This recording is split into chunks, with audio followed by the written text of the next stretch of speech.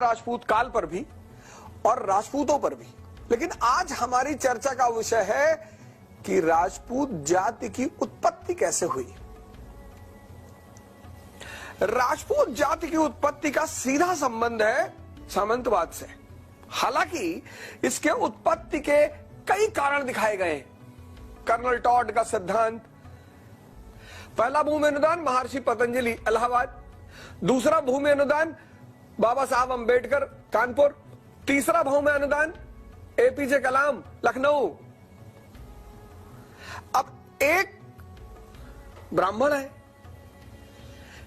एक दलित है, एक मुसलमान है, लेकिन जब तीनों को भूमि अनुदान दिया गया और भूमि अनुदान के साथ वो अपने अपने क्षेत्रों के उपराजा हुए, सारा अधिकार उनके पास, राजनीतिक अधिकार, न्यायिक अधिकार, प्रशासनिक अधिकार, पुलिस का अधिकार। महर्षि पतंजलि प्रयागराज के राजा हैं, बाबा साहब अंबेडकर और ये यहां के राजा, और इनके बेटे राजपुत्र। और जैसा कि हमेशा से रहा है, आज भी है,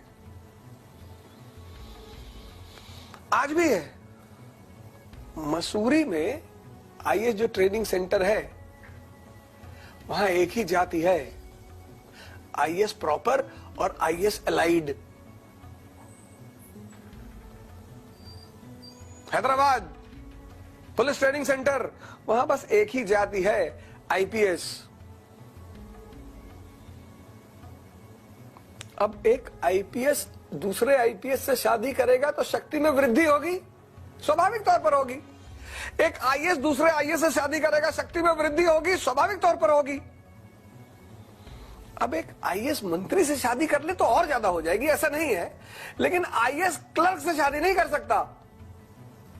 जाति श्रेष्ठ होना जरूरी नहीं है,